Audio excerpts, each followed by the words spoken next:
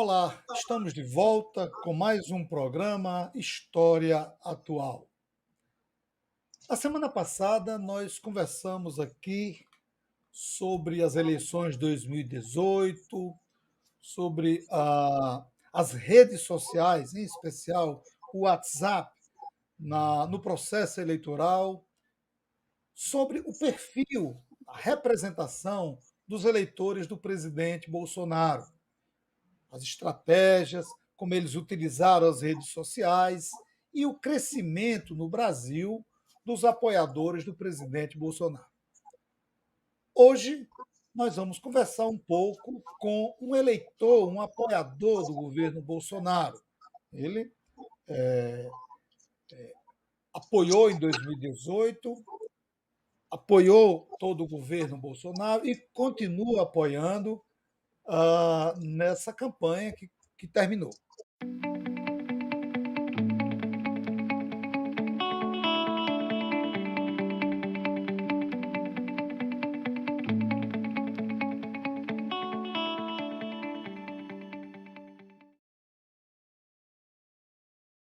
É com muita satisfação que a gente recebe em nosso programa Wilson Flávio Queiroz de Lima, o doutor Wilson Martins, natural de Mossoró, advogado, formado pela UERN em 1996.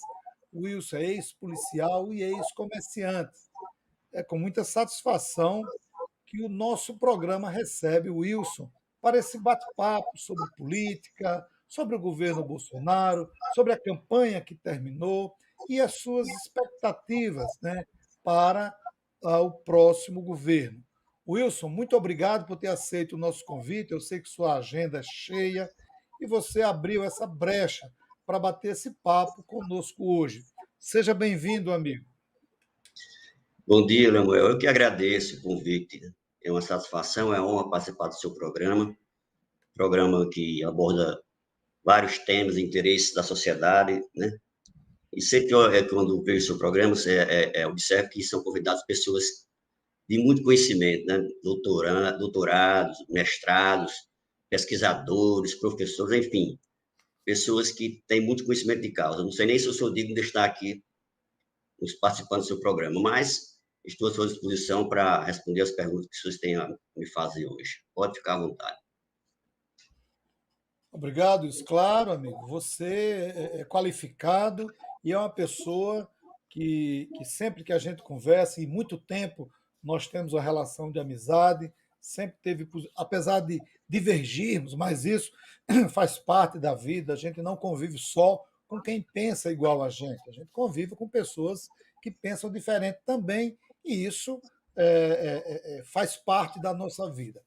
Wilson, é, quais os motivos que levou você a apoiar Bolsonaro em 2018?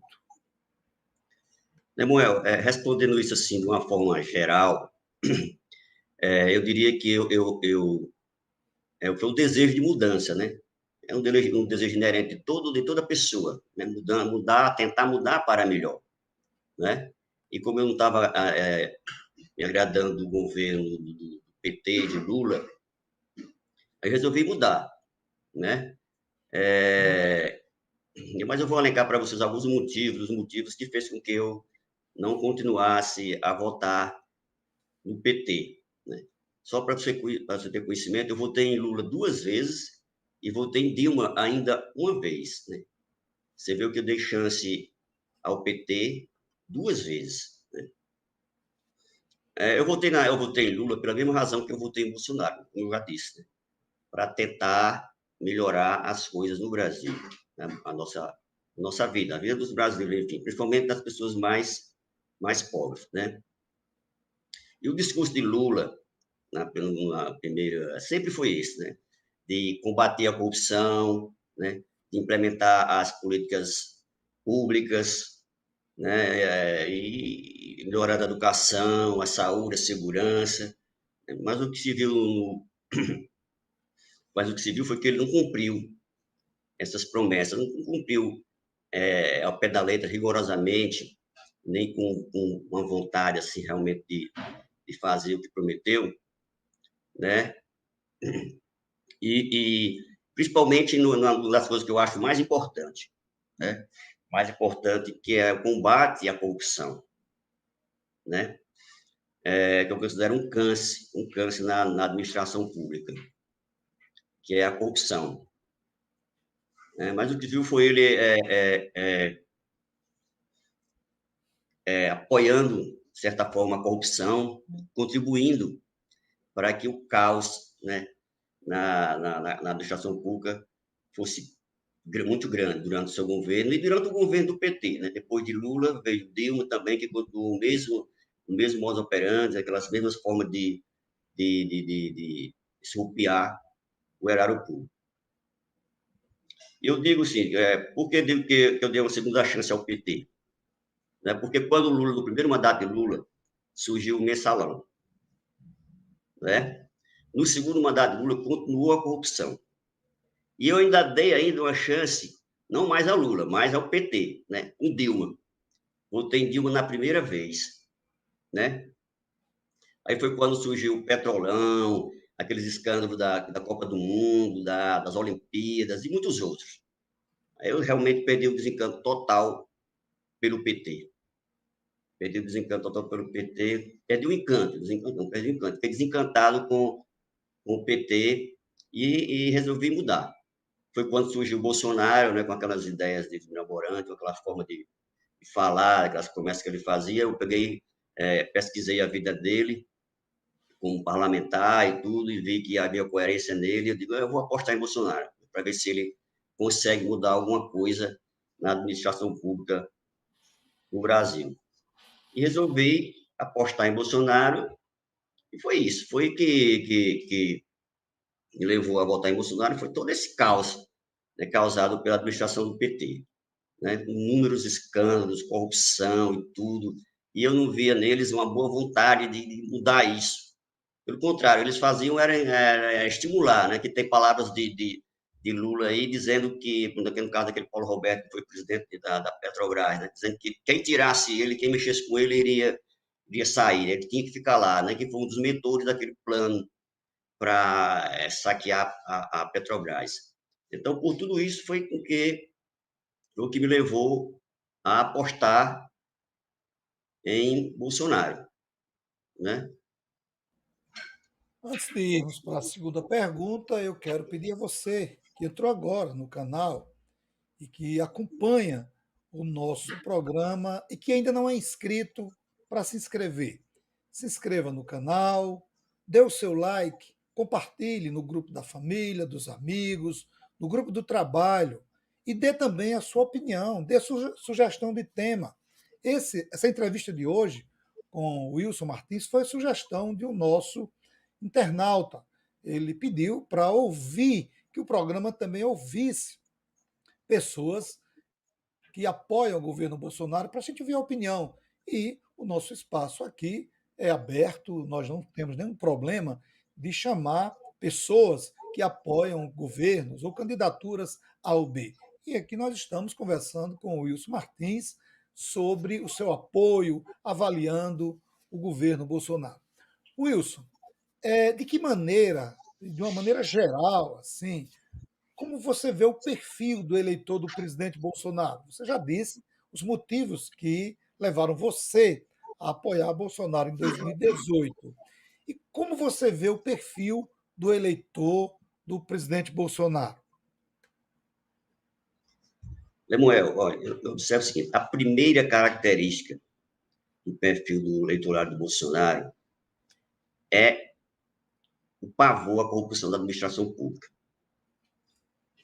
A gente tem pavor, a gente que entra na administração pública para surrupiar, para roubar, né, para desviar dinheiro do erário público, para fazer todo tipo de coisas erradas que prejudica a toda a sociedade, principalmente as pessoas mais humildes, né, que é quem mais precisa do Estado, entendeu? E depois vem as outras pautas, que é o perfil do pessoal que de direita, bolsonarista, que é a priorização da família, da vida, dos bons costumes, da liberdade, a fidelidade das práticas cristãs e o amor à pátria.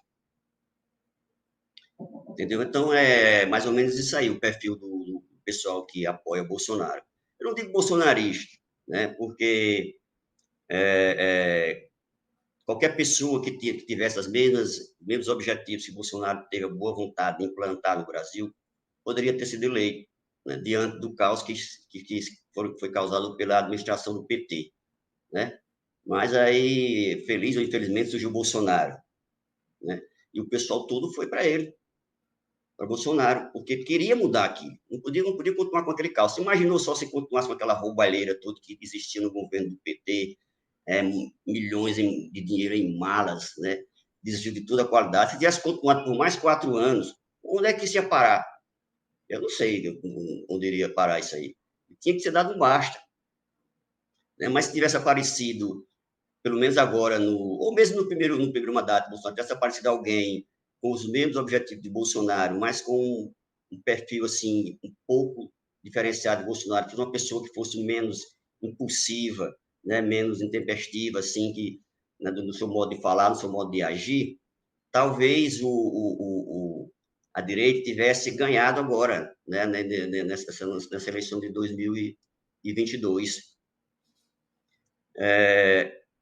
Já que a esquerda não tinha nenhum nome, né, que pudesse disputar o Bolsonaro. Então foi o jeito deles liberarem Lula para tentar vencer Bolsonaro, né?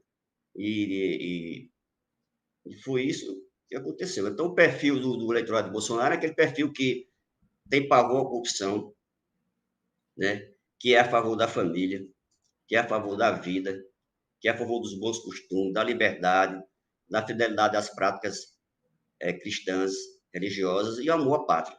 Isso é basicamente o perfil das pessoas que são de direita e que apoiaram o Bolsonaro. E temos esperança que surgirá uma pessoa que vai substituir o Bolsonaro com esses mesmos objetivos, que seja mais agradável e que traga mais assim, vontade de se votar nele, né? Porque o Bolsonaro, ele perdeu muito voto, né? Depois que ele foi eleito, quando ele começou a administrar, começou aquelas palavras dele, andar de jet ski, não sei o quê, embroxava, aquelas coisas que foi minando, assim, a paciência de quem votou nele, né? Porque da forma dele se expressar e agir, ele não poderia ter feito aquilo. Eu não sou bolsonarista. Eu votei em Bolsonaro porque se eu dissesse que eu sou bolsonarista, eu seria lulista também. Eu não votei em Lula 2 vezes, ainda votei o petista, né? Eu digo a você uma coisa: se Lula ganhou agora, se ele fizer um bom governo, uma boa gestão, né, não fizer roubalheira, não investir bem nas políticas públicas e se comportar bem, eu votarei Lula novamente, não tem problema nenhum com isso. Né? Eu não vou apoiar essas pautas da esquerda, né, coisas como aborto, liberação da droga, isso aí eu não vou apoiar jamais. Né? Aborto em qualquer circunstância, em qualquer fase da gestação, isso aí eu não posso apoiar um negócio desse. De liberar a droga, né? Porque já sabe que a droga, ela sendo proibida, sendo lícita, sendo perseguida, quem vende, quem consome, ainda causa esses problemas na sociedade, nas famílias estruturadas, jovens destruídos pela droga. Imagina liberado, vendido na esquina. Não tem a menor condição. Então, o perfil das pessoas que gostam do Bolsonaro é esse, né? Quer ver um país que se possa viver dignamente, né? Usando bem o dinheiro público, tendo boa saúde, boa educação, boa segurança. É isso que a gente busca. Wilson, saindo um pouco do perfil do eleitor de Bolsonaro, qual é a avaliação que você faz do governo Bolsonaro em três setores que eu considero fundamentais? Como foi o governo Bolsonaro na saúde, na educação e na segurança. Nós poderíamos aqui elencar outros setores do país, mas eu gostaria de ouvi-lo em cima desses três pontos: saúde, educação e segurança. Samuel, antes de responder essa pergunta diretamente, a gente tem que fazer uma ponderação. Olha, o tempo que Bolsonaro teve para investir nesses setores, saúde, educação e segurança, foi muito curto. Teve praticamente apenas um ano, porque o governo Bolsonaro foi abatido com muitas catástrofes, muitos acontecimentos, principalmente a pandemia, que foi de 2020 e 2021. Né? O Bolsonaro entrou em 2019. 2021 já pegou a pandemia. 2020 já pegou a pandemia. 2021 também. Né? Todo governo, você vê que ele dizia que todo governo teria que ser voltado para tentar combater a pandemia, minimizar os efeitos da pandemia na população. Né? Com medicamentos, com cura, e também para que o pessoal pudesse trabalhar, para o país não parar e não aumentar cada vez mais o caos. Né? Depois ainda veio essa guerra na Ucrânia, que, de certa forma, também abalou toda a economia mundial e atingiu o Brasil. Né? Então, seria desonestidade da nossa parte dizer que esses fatores, pandemia, guerra, tudo não influenciaram no desenvolvimento do governo Bolsonaro. Não seria honesto dizer que não. Né? Então, foi. Portanto, para fazer uma comparação com os governos anteriores, que não enfrentaram problemas dessa magnitude, não podemos fazer essa comparação, pois não é justo. Né? Me diga, nos últimos anos, se houve uma pandemia dessa dimensão no Brasil. Não teve. Teve algumas pandemias com coisas de menores repercussões, menores danos, né?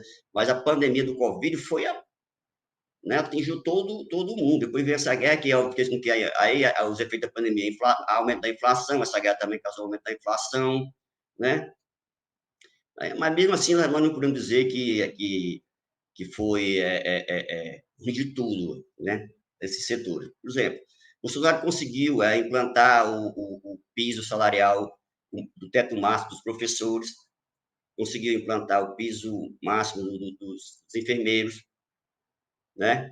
E os índices de violência no governo Bolsonaro foram os menores dos últimos 20 anos. Tiveram aí alguns setores da violência que Bolsonaro teve um índice melhor que há 20 anos atrás. Quer dizer que houve realmente uma melhora na segurança de alguma forma, não é isso?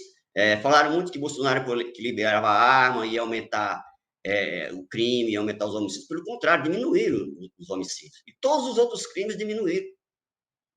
Tanto que baixaram os índices de violência, não é? Mas a gente podia fazer uma comparação com o governo de anteriores, do PT, né, que foram os que surgiram bem antes, né? Os que o Bolsonaro sucedeu. No governo do PT, a saúde era um caos. A gente viu os hospitais cheios, era um médico reclamando na imprensa que os hospitais estavam cheios, que não tinha medicamento, que não tinha médico para atender, que negócio todo, não é isso? A segurança também era um caos, a educação. Foram criadas algumas universidades, algumas coisas, tudo, mas para colocar pessoas que não tinham conhecimentos assim para fazer uma faculdade. Foram entrar de toda forma, né? Eu conheço pessoas que entraram na faculdade que não sabem escrever, que não sabem ler direito, que não sabem interpretar um texto, e são universitários hoje, fazem faculdades, até formados são. Por isso que tem, né? Que no tempo tem aquela piadinha que no tempo de hoje, quem é engenheiro vai trabalhar de Uber, quem não sei o que tá. Por quê? Primeiro que o mercado não tem como absorver todos essas pessoas formadas, né? Essas pessoas que têm diploma. E depois é a qualidade dessas pessoas que se formaram nessas faculdades feitas aí, às pressas aí, né, dizer que tem um curso superior. Então, a gente não pode dizer que que você perguntou a minha avaliação, não posso, a minha avaliação é que, na medida do possível, foi boa. O Bolsonaro fez o que pôde, né, para tentar melhorar a saúde, a educação e a segurança no Brasil. Saindo um pouco da esfera administrativa, de governo, Wilson, vamos conversar um pouco agora sobre eleições 2022. O resultado das eleições de 30 de outubro foi legítimo? Eu considero que foi legítimo. Não, considero que não foi legítimo, né? Primeiro, não foi permitida a conferência do voto, né? Depois, não foi possível auditar as urnas, como foi explicitado no parecer das Forças Armadas. Então, que garantia o eleitor que foi à urna, colocou o número do seu candidato, apareceu ali a foto do seu candidato, tem que realmente aquele voto foi para o candidato que ele votou? Qual é a garantia? Qual é a certeza que ele tem? Quem disser que tem essa certeza não está sendo coerente, não está sendo honesto, porque ninguém tem essa certeza, né? Mas daí surge aquela pergunta: mas por que duvidar das urnas eletrônicas só agora, já que elas foram há tempo que são usadas e nunca foi discutido isso? Eu acho que essa é uma pergunta até um pouco ingênua, né? Porque nunca houve no Brasil uma eleição tão acirrada, tão disputada como essa que houve agora. Eu, pelo menos, não conheço. Tenho 56 anos, nunca vi uma eleição tão acirrada, assim, tão, né, tão enfrentada, tão disputada, em todos os sentidos, assim, coisa de guerra mesmo, né? Um querendo comer o outro, né? Direita contra esquerda, Lula contra Bolsonaro, judiciário envolvido, imprensa, tudo, todo mundo querendo, né, destruir Bolsonaro desde o primeiro dia que ele entrou, entendeu? Então, a desconfiança do pleito não surgiu só das urnas, não, Samuel. A desconfiança do pleito surgiu já dessa perseguição a Bolsonaro e aos apoiadores de Bolsonaro. Decisões judiciais contra os apoiadores de Bolsonaro, tudo era permitido contra Bolsonaro. A favor dele, nada era permitido. E contra Lula, nada era permitido. Né? Tudo a favor do Lula era permitido pela justiça. O que se entrava na justiça contra Bolsonaro, o judiciário acatava. E tudo que se entrava na justiça contra Lula, o judiciário não acatava. Foi uma perseguição terrível contra Bolsonaro. Os tribunais superiores, principalmente o STF e o TSE. Eram decisões esdrúxulas, tudo. Qualquer palavra que Bolsonaro dizia era motivo de muita discussão, de muita agressão contra ele. Ele foi chamado de genocida, de tudo, né? Chega a um ponto de você colocar no Instagram Lula ladrão, o Instagram não permitia que continuasse com isso aí. Mas se você digitasse Bolsonaro ladrão, o Instagram aceitava. Você vê qualquer coisa, né? E também teve, além da perseguição implacável do Poder Judiciário, também teve a Rede Globo, que contribuiu muito para isso. Por que a Rede Globo? A Rede Globo tem um alcance muito grande em todo o território nacional. Em lugares mais remotos, mais longínquos do país, lá na selva, lá no interior do Nordeste, onde não tem nenhum ator, nada, pega a Globo. Né?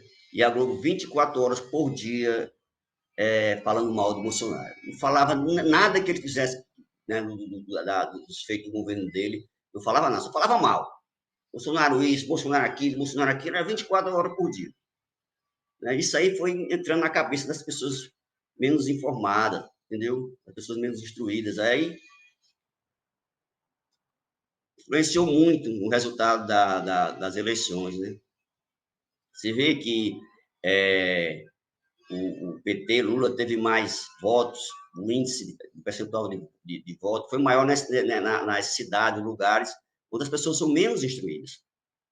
Infelizmente, a gente tem que dizer isso, que foi uma verdade, ou não. Né? Eu não estou falando nada aqui do nordestino, porque eu sou nordestino, amo o povo nordestino é muito inteligente, tudo, mas tem essa carência, tem essa deficiência, né? Em alguns estados, nos interiores, naqueles lugares mais pobres, tem essa carência. A Rede Globo batia forte nisso aí influenciou muito. Então, por todos esses fatores, né, judiciário, né, perseguição da imprensa. Não foi só a Rede Globo, não foi só a Rede Globo, foram muitos órgãos de imprensa, principalmente esses que têm mais acesso os canais abertos, têm mais acesso à população em geral.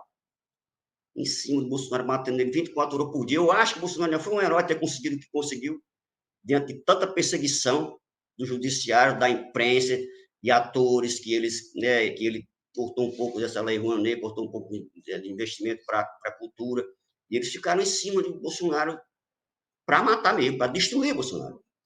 O Bolsonaro não conseguiu o que conseguiu, essa derrota com a mais pequeno, um percentual pequeno, foi uma vitória, eu acho. Né? Então, essa desconfiança, eu acho que não foi legítimo por todos esses fatores aí que eu elenquei. Estamos caminhando para o final da nossa entrevista, um bate-papo interessante, informal, e vamos para a nossa última pergunta. Wilson, você falou aí que o resultado das eleições não foi legítimo e elencou vários fatores que você alega, que você entende como motivadores para que o eleitor de Bolsonaro não se conforme e ache e defenda que a eleição não foi legítima. Por conta desse posicionamento dos eleitores e pelo resultado das eleições, é, as manifestações espalhadas por todo o país. Essas manifestações elas já pediram golpe militar, intervenção federal, intervenção militar nas Forças Armadas, até intervenção divina. Eu vi um vídeo hoje, circulou na imprensa, de pessoas no Rio Grande do Sul pedindo intervenção de seres de outro planeta. Isso foi colocado na imprensa hoje, que eu achei um absurdo a matéria. E se isso foi verdade, é, eu acho que a gente chegou a um estágio que precisa se rever. Até cantar um hino nacional para um pneu de um caminhão no Paraná saiu nas redes sociais. Pessoas batendo nos portões dos quartéis, ocupando espaço nas estradas. Recentemente, essa semana, atentados no Mato Grosso, explodindo pedágios. Como é que você vê tudo isso? Tudo isso para você é normal na democracia? Afinal de contas, o que que vocês reivindicam? Vocês que participam dessas manifestações, eu sei que você participa aqui em Mossoró, mas eu desconheço qualquer ato de violência dos grupos aqui de Mossoró. Pode ter algumas coisas assim que a gente não concorda e tal, mas eu não vi nenhum ato de violência de vocês aqui em Mossoró. Mas em outras regiões do Brasil, a gente está vendo coisas que para uns chega assim, a parecer que tem gente que está perdendo um pouco a noção da realidade. Como é que você vê isso e o que é que vocês reivindicam, afinal de contas? Você me perguntou se eu considero normal. Não, eu não considero normal. Eu não considero normal nada do que ocorreu nesse último pleito para presidente do Brasil. As manifestações não são normais, mas são democráticas. Né? Seria antidemocrático se não pudesse se manifestar. Né? É justamente uma democracia que essas manifestações são possíveis. Se não fosse, sequer teriam começado, já seriam debeladas. Né? E uma segunda pergunta, que aí, no final da pergunta que você diz é o que reivindica? Na verdade, o povo está se manifestando não é contra somente o resultado da eleição, mas Lemuel, justamente o temor que o povo tem da volta ao poder de pessoas que são comprovadamente desonestas. A gente não pode dizer que Lula é honesto. A gente não pode dizer que essas pessoas que acompanham o Lula são honestas. Todas elas foram processadas, foram condenadas, né? Fazem parte de investigações ainda. Então, são pessoas que não têm a menor credibilidade para assumir o governo, para voltar ao poder de novo. Foi como o próprio vice de Bolsonaro, de Lula, falou, Alckmin, né, anteriormente, que todos aqueles que estão apoiando Bolsonaro agora, pronto, o próprio Alckmin disse, Lula quer voltar à cena do crime. E ele contribuiu para que voltasse à cena do crime também. Então, que credibilidade esse povo tem, né? É isso que assusta. Isso aqui assusta o povo que paga imposto caro, né? Tirar do suor do seu trabalho, tudo. Depois vê esse dinheiro desviado, rapaz, o corrupto, para esnobar, para, né? Você vê que pessoas que não têm nem a mínima condição de ter o patrimônio que tem são riquíssimos, não é isso? Você vê que Lula tinha não sei quantos milhões aplicado na previdência privada, a esposa dele e tudo, essas corrupções, todas essas corrupções que foram descobertas de Lula, ele foi condenado com várias provas e tudo foi anulado o processo dele por um erro formal, processual, né, que é muito contestado aí por inúmeros juristas e tudo. Então, a intenção realmente era trazer Lula para disputar a campanha. Então, no Brasil, e também eles querem, a corrupção deles é tão perversa que eles ganham a eleição, o carro de campanha dele, o que eles mais falam para convencer o povo é a pobreza, é a miséria, tirar o povo da miséria, não sei o que, aquele negócio todo. Só quando eles assumem, eles pegam dinheiro do nosso país e mandam para o exterior, dizendo também que para ajudar Cuba, ajudar a Venezuela, Nicarágua, outros países. E diz que também eles, para ajudar esses países, que esses países precisam. Se o Brasil tem miséria, a gente não consegue nem combater a miséria do nosso país, como é que a gente vai emprestar dinheiro para salvar outros países? Primeiro, salvar o brasileiro, matar a fome do brasileiro, investir no Brasil, não no exterior. Entendeu? Por isso que é isso que eu não entendo. Então, esse negócio do pessoal desesperado, sem saber o que pedir, sem saber o que fazer e tudo, dizer que rezaram, cantaram o Pai Nosso para os pneus. Não cantaram o Pai, aliás, não cantaram o Nacional para os pneus.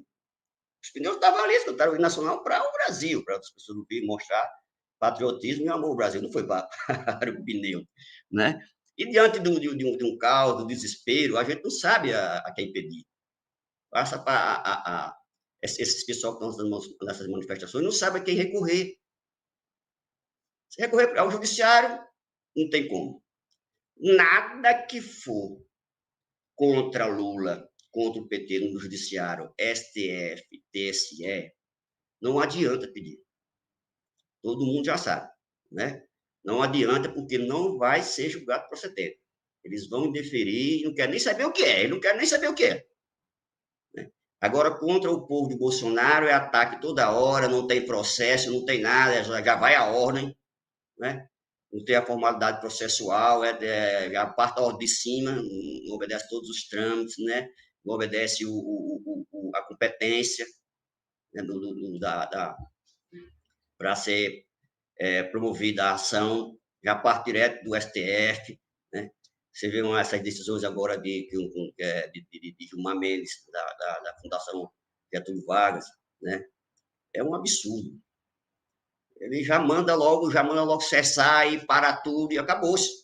Não tem o que fazer. Então, o grito do povo é um grito de desespero, né? É um grito de socorro, é um grito de ajude quem puder, né? Aí, dentre essa multidão, as pessoas que deliram, que fazem coisas que não devem fazer, mas a maioria é sensata, sabe o que está pedindo, só não sabe a quem pedir no Brasil. Então, vão para as Forças Armadas, para quem acha que tem mais poder e mais força, né? Vão para lá. Eu não sei no que isso vai dar, mas que tem que haver uma mudança no Brasil, tem. A gente não pode continuar do mesmo jeito que está. Lula passou 14 anos no poder, o PT passou 14 anos no poder, não mudou nada. fez paliativos, tudo, se tivesse feito alguma coisa concreta, alguma coisa sólida, tinha continuado. Hoje a gente estava usufruindo dessas benesses que eles tivessem feito. Quer dizer, a gente está usufruindo o quê? Não tem saúde que preste, não tem educação que preste, né? Não tem segurança que preste. Aí Bolsonaro entrou agora, só teve um ano para fazer alguma coisa, já queriam que o Brasil melhorasse 100%. Por que o PT não mudou isso tudo? Não é isso? Então, é isso aí, né, meu? Se tiver mais alguma pergunta para fazer, estou aqui para responder. Estamos com o nosso tempo já no limite e antes de passar a palavra para suas considerações finais, eu quero pedir mais uma vez a você que nos acompanhou até agora, mas que não é inscrito no canal, que se inscreva, dê o seu like, compartilhe a nossa programação com os grupos de amigos, do trabalho, da família e dê sua sugestão. Ela é sempre bem-vinda. E o nosso canal tem uma grade de programação que voltou agora à normalidade com o final da campanha eleitoral. Toda quarta-feira nós temos o programa de entrevista História Atual. E na sexta-feira estaremos na próxima semana retornando com o Resenha do Cangaço. E em dezembro, o programa diário Quer Saber, um programa jornalístico com notícias diárias e comentários para você. Esse, o programa Quer Saber, será ao vivo, todas as tardes, 18 horas, aqui do canal História Atual. Wilson, amigo, eu passo para você fazer as suas considerações finais. Eu quero agradecer a participação, o convite. Muito obrigado por participar de tão importante programa, bem conduzido por você, né, com perguntas inteligentes e democrático.